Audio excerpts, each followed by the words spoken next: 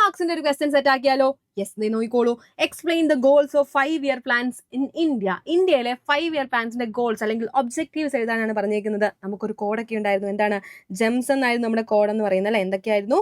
Growth ഉണ്ട്, അതേപോലെ equity ഉണ്ട്, ആൻഡ് നമുക്ക് എന്താ ഉള്ളത്? മോഡേണൈസേഷൻ ഉണ്ട്, ആൻഡ് ലാസ്റ്റ് വൺ ആണ് എന്തെന്ന് പറയുന്നത്? സെൽഫ് റിലയൻസ് ഉണ്ട്. ഓക്കെ, നമുക്കറിയാം ഗ്രോത്ത് എന്ന് പറഞ്ഞാൽ എന്താ? നമ്മുടെ പ്രൈമറി സെക്ടർ, സെക്കൻഡറി സെക്ടർ, അതേപോലെ ടെറിഷറി സെക്ടർ അല്ലെങ്കിൽ സർവീസ് സെക്ടർ ഉണ്ടാകുന്ന ഗ്രോത്തിനെയാണ് നമ്മൾ ഗ്രോത്ത് എന്ന് പറയുന്നത്. ഇക്വിറ്റി എന്ന് പറയുമ്പോൾ നമുക്കറിയാം എന്താണ്? ബേസിക് നീഡ്സ് എല്ലാ ആളുകളിലേക്കും കിട്ടുന്നുണ്ടോ എന്ന് ഉറപ്പുവരുത്തണം. എല്ലാ ആളുകൾക്കും അവർക്ക് എന്താണോ ആവശ്യമായിട്ടുള്ളത് അത് കിട്ടുന്നുണ്ടോ എന്ന് ഉറപ്പുവരുത്തുന്നതാണ് ഇക്വിറ്റി കൊണ്ടുള്ള ലക്ഷ്യം എന്ന് പറയുന്നത്. ആൻഡ് എന്താണ്? മോഡേണൈസേഷൻ എന്ന് പറയുമ്പോൾ എന്താണ്? നമ്മുടെ സോഷ്യൽ ഔട്ട്ലുക്കിൽ ഉണ്ടാകുന്ന ആ ഒരു ഡെവലപ്മെന്റ് അല്ലെങ്കിൽ എന്താ ടെക്നോളജിയിൽ ഉണ്ടാകുന്ന ഡെവലപ്മെന്റിനെയാണ് നമ്മൾ മോഡേണൈസേഷൻ എന്ന് പറയുന്നത്. ആൻഡ് ലാസ്റ്റ് വൺ ആണ് എന്താ? സെൽഫ് റിലയൻസ് എന്ന് പറയുന്നത്. സ്വയം പര്യാപ്തത.